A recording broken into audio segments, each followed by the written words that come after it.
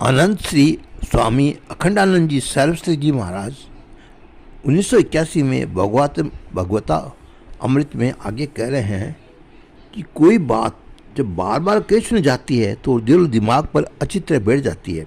पहले आपको बताया जा चुका है कि श्रीमद् भागवत के प्रथम स्कंद को अधिकारी स्कंद कहते बोलते हैं। उसमें बताया गया है कि सूत सोनक का, साध नारद व्यास का और सुख परीक्षित का कितना कितना अधिकार है।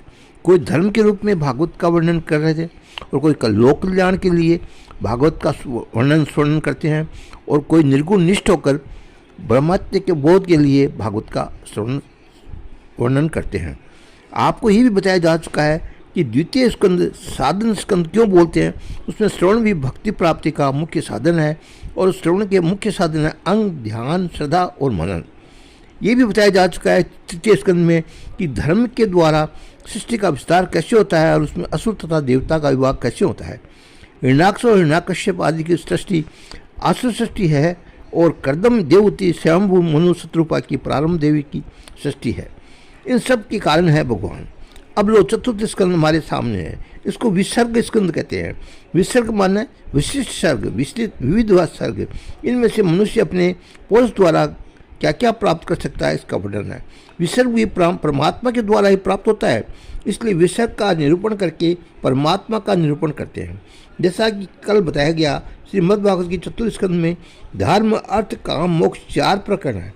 अर्थ शरीर से बाहर रहता है और सब लोग चाहते हैं, परंतु ये गतिशील है, जो चलता है किसी एक के हाथ में न रहे, उसका नाम अर्थ है। काम रहता है मन में, जितने भी सुख दुख और भोग है वे सब मन में रहते हैं। अर्थ की अपेक्षा काम अंतरंग होता है। अर्थ तथा काम दोनों का नियंत्रण करने के लिए धर्म बुद्धि में रहता है। यह बात ध्यान रखने की है कि हम जो चाहते हैं, जिससे सुख भोगते हैं, उसमें हमारे ज्ञान का नियंत्रण है या नहीं है। हम अपने मन और इंद्रियों को जब चाहें तो रोक सकते हैं नहीं है। हमारे मन तन की मोटर में ब्रेक है या नहीं है। यदि ब्रेक नहीं है तो हमारा ये वाहन हमें न जाने कहाँ ले जाकर गिरा देगा। इसलिए उसको नियंत्रित करने के लिए धर्म का निवास बुद्धि में होता है। बुद्धि अगर ठीक है तो मन में जो चाहोगे और वो तन से जो पाएंगे उसका विवेकपूर्वक नियंत्रण बना रहेगा, अथवा मन उनमें फंस जाएगा। जहाँ तक मोक्ष का प्रश्न है, ये आत्मा का स्वरूप है, उसको पाया नहीं जाता, जाना जाता है। हमारा आत्मा संपूर्ण भेद परिच्छेदों से मुक्त है और ये सारे भेद परिच्छेद अपने अत्यंत भाव के अधिकरण में आत्मा के ही भास रहे हैं और वही कारण है कि अधिष्ठान और प्रकाशक है। इसलिए आत्मा नित्य मुक्त है। धर्म, अर्थ, काम, मोक्ष चारों पुरुष की प्रधानता से सिद्ध होता है कि पुरुषार्थ साध्य है। आजकल जिंदगी में जो पुरुषार्थ सब चलता है उसका अर्थ होता है कि अमुक व्यक्ति बड़ा पुरुषार्थी है, बड़ा काम करता है, लेकिन संस्कृत में पुरुषार्थ की इच्छा के विषय को पुरुषार्थ कहते हैं। उससे इस बात का पता चलता है कि हम क्या चाहते हैं, अर्थ चाहते हैं या भोग चाहते हैं या धर्म चाहते हैं या मोक्ष चाहते हैं।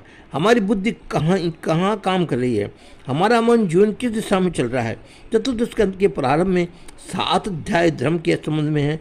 इसका क्या अर्थ है। धर्म वृत्ति प्रधान होता है। एक ही धातु से धर्म शब्द भी बनता है और धृति शब्द भी बनता है।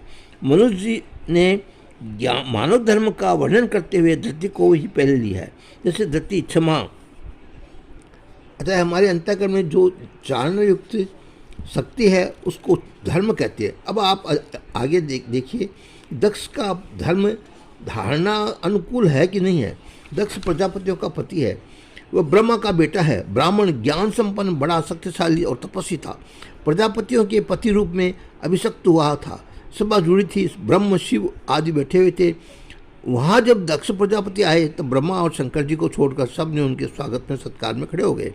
दक्ष ने कहा कि ब्रह्मा जी तो हमारे पिता है, इस सभा में बैठे रहें तो कोई बात नहीं, लेकिन शिव तो मुझसे छोटे हैं।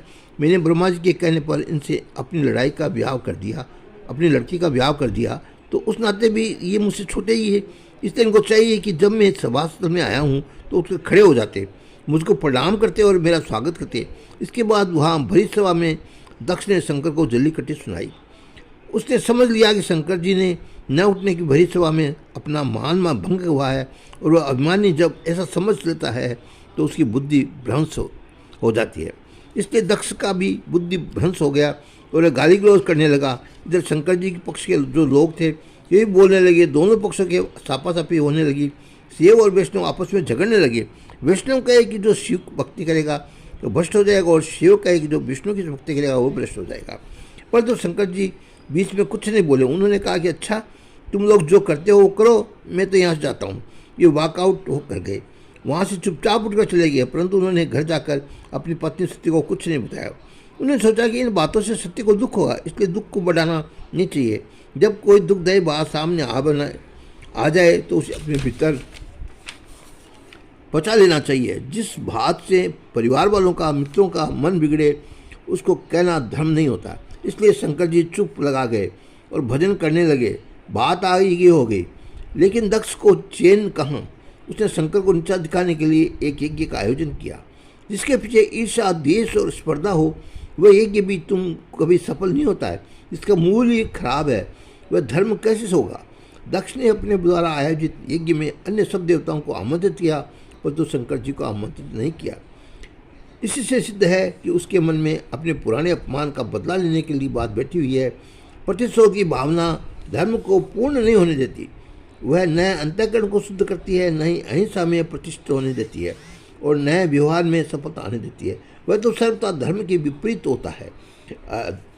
श्री आनंद श्री स्वामी अखंडानंद जी महाराज सरस्वती भगवतामृत में आगे आपको बतावे, उससे पहले जय श्री कृष्ण, जय श्री कृष्ण, जय श्री।